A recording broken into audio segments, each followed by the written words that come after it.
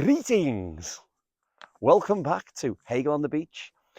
We're up to reason and we're approaching spirits, which I've said for a few weeks. And we're in Tenerife, and this is La Gomera in the background. So he's here, he's there. There's guys like him just everywhere. Looking back on the good old days, this young gun says caution pays. Just wanted to say that. George Michael, wham, bam, that's the wham rap. Terry Pinkard, reason moving towards spirit. A does a really good explanation on lots of occasions, and there's books and articles and God knows what else. So Descartes' maxim, I'm always talking about René Descartes, cogito ergo sum, I think therefore I am. So that's kind of the foundation for every individualist account of reason. I think therefore I am. Oh, let me just see if I can get my head, stop blocking the mountain. So that's part of who we are, how we think, and Descartes captured something fundamental about us that's remained pretty much unchallenged, I think, in Western thought. And it seems so right, it can't really be wrong. Of course, it's me thinking. That's the obvious conclusion that we all draw. In fact, it's not a conclusion. We just don't even challenge it. Is this statement of it's obviously me that's doing the thinking, is that obviously right? So clearly I'm going to say no. And this chapter on reason challenges this and other accounts of this very lonely inward account of reason, and it moves towards a more social account, a more social description.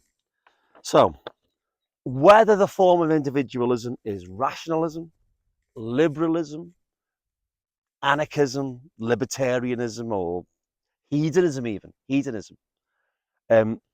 whatever, it's of such overwhelming power, this account of reason in modern societies, that we don't stop to reflect on what individualism is and how it came about and what part it plays in this story of phenomenology. Okay, so the idea, for example, of a lonely scientist or a solitary thinker, although that's a Greek image, but the solitary thinker fighting ancient superstition and taking on like a religious irrationalism, that's a very powerful story, and it's partly true, but it's not the whole story. All of us, whether scientists or shop workers, form part of a community, whether it's a geographical community, scientific community, a community of librarians, footballers, and we've got a set of norms or rules that we follow, and this shapes how we individuals live, work, play, think together with others, okay? And this sounds very commonplace, doesn't it? But our individuality, it's shaped by the norms of these communities. So if I'm a fashion designer, for example, and I've got a brilliant idea for a shoe, it only really becomes a shoe when I share that ideas with others. So whether to put it in the market or to stick it online or whatever it is. So I've got to show the shoe off. I've got to show the shoe off. That's like a tongue twister.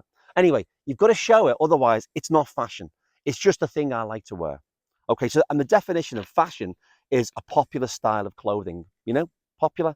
So innate to the concept of fashion is the concept of other people liking it, hating it, or even acknowledging it. So you can't have fashion without the public. And my analogy is that my ideas or reason only means something in the public arena. And that's why this individualist account of reason can't exist without a social forum. So unlike, for example, a peasant in Norman England, the mind of a citizen of the 21st century aren't formed by a set of values that are handed down to us by a priest or a tradition or whatever, or the Lord. So that's what the Enlightenment was about. And to be me, to have any idea of individuality, I've got to have some idea of a choice. I can say no. So there's a distance between me and the values that I hold. So I can say no. So that idea of the self as some kind of weird pure thought or negativity or something one step removed from the embodied me, this me, right? Okay, in a modern one. But at the same time, so there is a distance, isn't there? That we all have. We all have this distance. But at the same time, I don't make a choice in a vacuum. We make a choice from within a field of rules. So, for example, the offside rule in football. When the offside rules change in football, the debate about that takes place within the football community, people who follow the rules of football, And if you take, for example, VAR, the video ref thing, VAR was introduced, and the offside laws changed, whether we agree with it or not, because of what happens on the football pitch with that community of footballers and football fans and so on, and officials. Not what happens inside the head of a FIFA official. No one just thinks, I'll do VAR one morning and as a thought. It's because the game, people are watching the game and they're trying to modify the game. And there's always a big debate about it in the football community. They have conferences and talk shows, radio phone-ins and so on. And it sounds really, really obvious, doesn't it? And it's a cliche. But individuality and society can't be separated. So I think this social aspect of reason and the mind, we don't think about it, but I think it's important that we articulate, that we state this, okay? And I think that's what Hegel's saying in this section. So the next bit, there's a section entitled The Law of the Heart and the Frenzy of Self-Conceit. And I like this part, okay?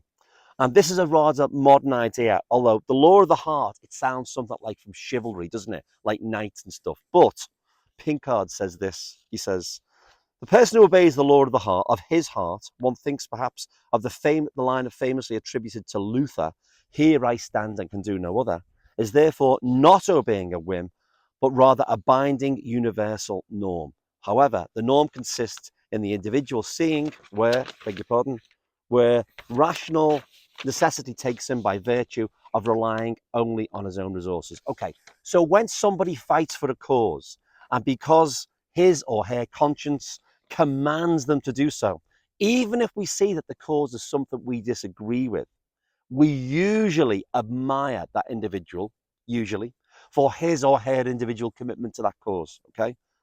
And a set of norms and values. Yeah, they're doing it. We disagree, but take my hat off and so on. So how far do we take this? For example, Blair went to war in Iraq and he claimed he was doing it from the highest possible moral principles. He went on about constantly, if you anyone old enough to remember that, talking about doing the right thing. And even if we disagreed with Blair's decision, we were supposed to admire him for having a set of commitments, or rather, he believed in this particular moral vision. So even though millions of people opposed him, he thought he was doing the right thing. That's an example of the law of the heart and the frenzy of self-conceit. That's my view of it. So what I would say is, don't believe those who say, judge me by my intentions, not by the consequences of my actions. I didn't mean to do that, because my vision was really to be really nice to those people. Oh, a million have died. Oh, sorry about that. So it's your actions that you judge by. That's, I think, what Hegel is referring to. Another example, Ukraine. Currently, there's a debate about sending arms to Ukraine. Prisoners of conscience from the far right, but disappointingly, many from the left say we can't stop arms to stop genocide, okay? So, and again, you hear these phrases, not very common, but you do hear them. We commit ourselves to peace. Peace is a trade union issue. We call for disarmament. I mean, it sounds wonderful. And you know what? A few years ago, I probably would have believed in that. But people who are saying that, they're acting from a set of political ideals, their consciences. Okay. And most people really do feel morally pure when they're making these arguments. Yeah, some are idiots, some are Putin spies, we know on. But most people who make those arguments believe them because they believe in their conscience. That's the truth. I mean, how they can come to this conclusion is another matter, but they do on the basis of the conscience. So some on the left, as I said, are straightforwardly dishonest and so on.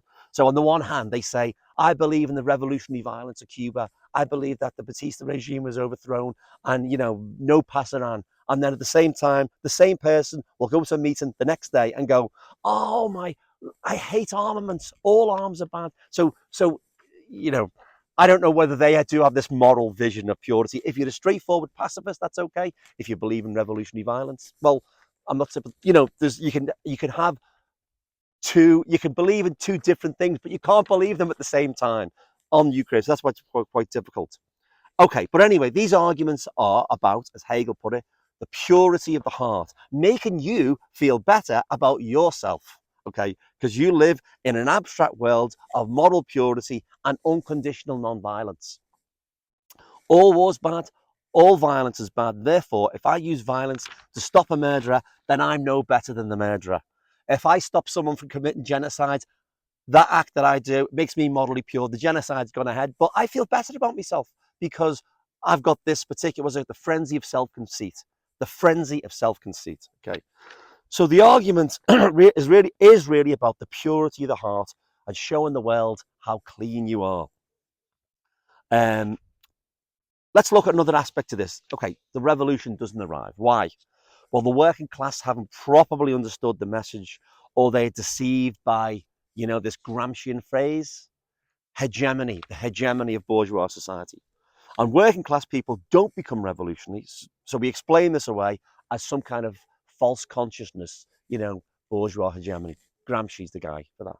So Hegel describes this as a kind of madness. So you're faced with the opposition of people you're trying to liberate, but they seem to be unable to rationally understand their own interests. Come on, guys. What are you doing? Should have been on the streets ages ago, but you're not. So you're obviously being deceived. And this passage illuminates something important for me, actually. It's not Hegel, of course, for me. You won't find this in the text. About the Russian Revolution. But it could be the French Revolution, by the way. It could easily be the stuff that Hegel was talking about, French Revolution. So it's summer 1917, before the revolution. Famine is becoming a reality and the country is imploding due to the dislocation caused by the First World War. And Lenin wrote an article called The Impending Catastrophe. He says, unavoidable catastrophe is threatening Russia. The railways are incredibly disorganized, and the disorganization is progressing. The railways will come to a standstill. The delivery of raw materials and coal to the factories will cease. The delivery of grain will cease. The capitalists are deliberately and unremittingly sabotaging, damaging, stopping, disrupting, and hampering production, hoping that an unparalleled catastrophe will mean the collapse of the republic and democracy. Okay, so we hear phrases later on, persistent sabotage and the present modern Republican democratic sabotage. Okay, so the article says that nationalization so sabotage is a big theme. The reason why bad stuff's happening is because a small group of people are sabotaging the economy, or sabotaging the railways, or sabotaging the grain supplies, or sabotaging the markets, sabotaging what. So yeah, by the way, where have you heard that before? Well, people, secret groups, there's a conspiracy going on. It's a common theme. But anyway, the article says that nationalization would, the same article, completely transform Russia, which means it'll be over. Nationalization, sabotage stops. Okay, so one simple act will do it. So, and it is naive, yeah.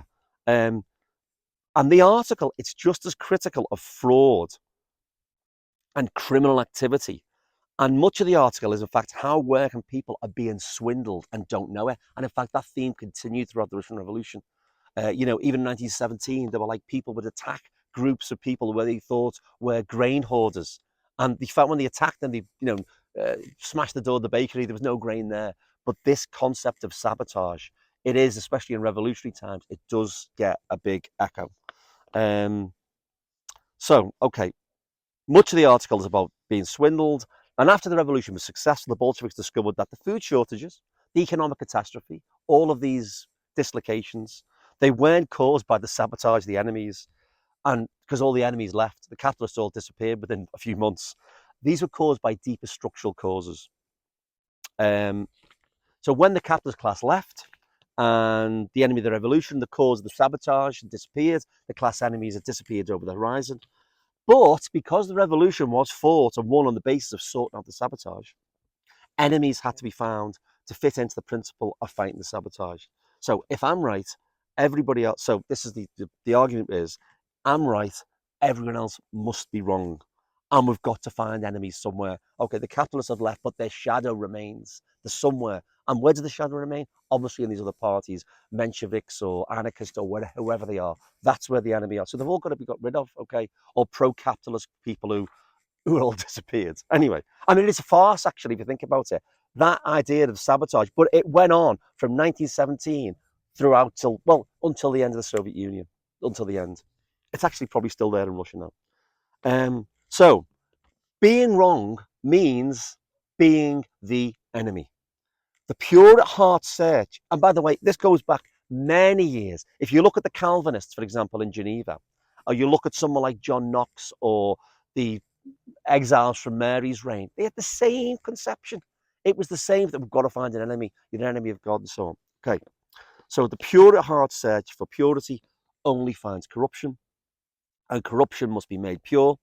So on the 7th of December, Lenin brought the Cheka, which is the secret police, into existence, and he signed an anti-sabotage decree.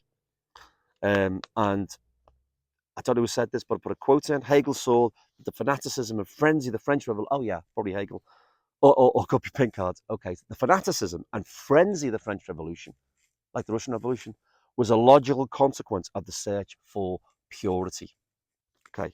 Pinkard says, if, as Hegel says, madness is the substitution of unreality for reality, that its outermost limits, the law of the heart provides a good example in which all those are duped and which the regime's propaganda has been all too successful.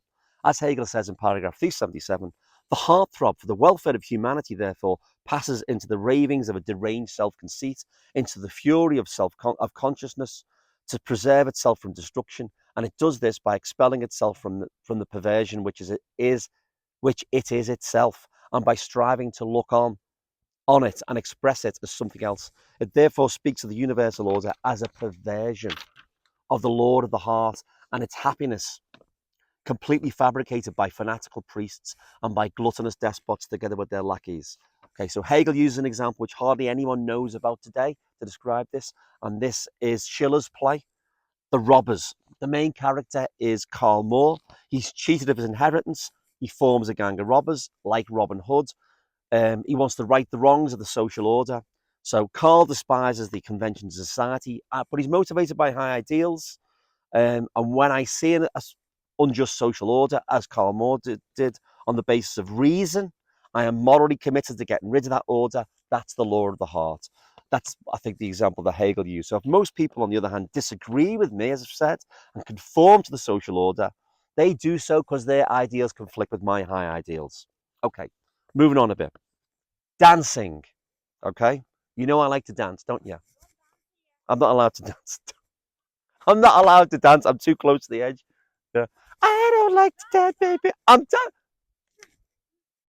Okay, so you know I like to dance. Okay, so I like the sunlight. I like to boogie on the disco. Ah. Okay, so Schiller thought actually, you know, all my if you tune into my YouTube channel, you see me doing loads of dances, and people say, "Oh, he's making idiots of himself." Well, no, and that goes on the authority of Schiller. Schiller thought that we were divided between duty and inclination, morality and desire. Schiller wrote letters on the aesthetic education of man, and he set out how he thought he could heal the split. I've gone on about it for weeks.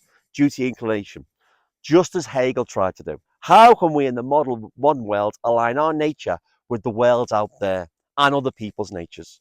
I mean, isn't that what philosophy is about? And the sun's come out. Okay, Schiller actually thought, this is the good bit, that dance was the perfect combination of nature, our bodies, with law, the rules of the mind. So he says this, I think this might be a poem. See how the lightest waves of play, the airy dancer's fleet, and scarcely feels the floor the wings of those harmonious feet. Ta-da! What a brilliant line. So you can dance away and you're combining reason with nature. That's the perfect thing. Not even poetry, it's dance. So that is actually from Schiller's poem, The Dance. So, and as I said, you can check out my silly dances. So law and nature. But seriously, if most people accept the existing order as what they take to be right and true, and it conforms with their own commitments, then we've got to explain, how do we explain this contradiction? And at the extreme, we attribute this divergence to a subversion of the true order of the world, as I've said.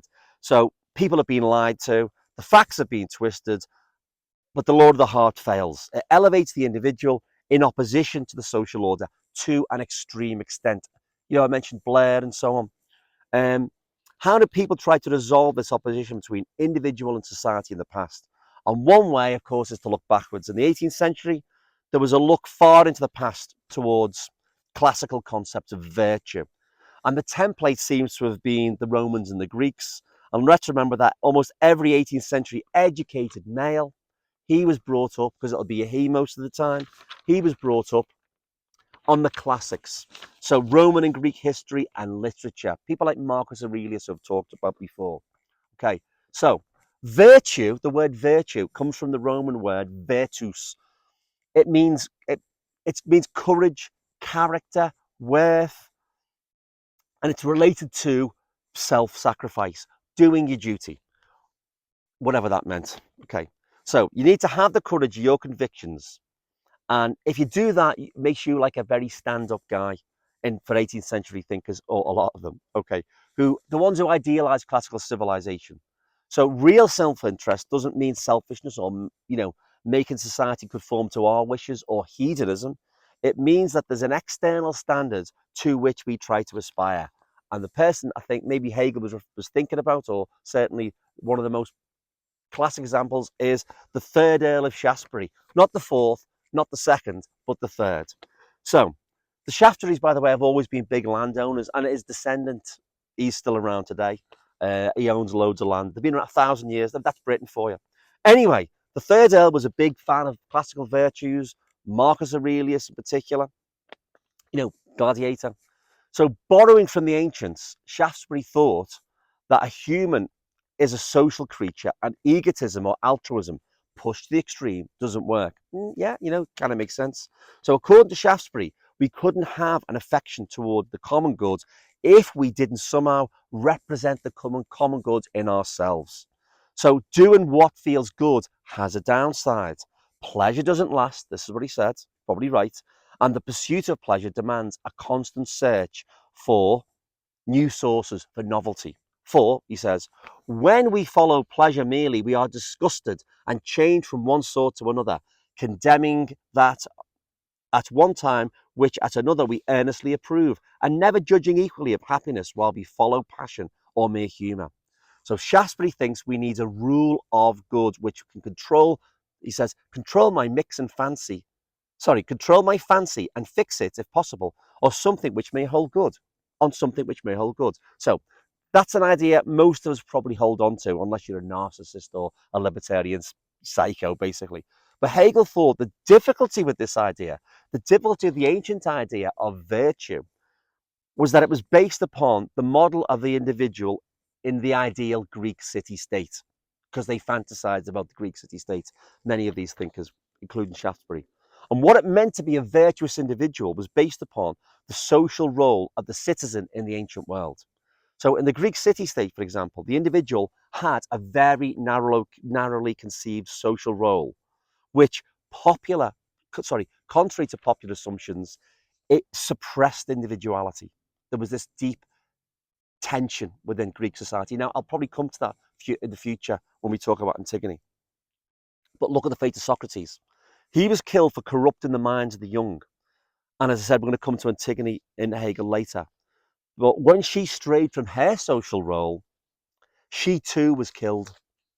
So Greek society did generate a type of individualism, which we would definitely recognize today, but which was then suppressed, as I said, in the case of Socrates, in the case of Antigone, and so on. So the Romans subsequently would come along and destroy these tensions between the individual and the city-state, and something else would take its place. But back to Shaftesbury and the idea of a virtuous standard by which to live. So Shaftesbury's bitterest opponent was Bernard Mandeville. I'm going to go slightly Ronnie Corbett here and go off track a bit.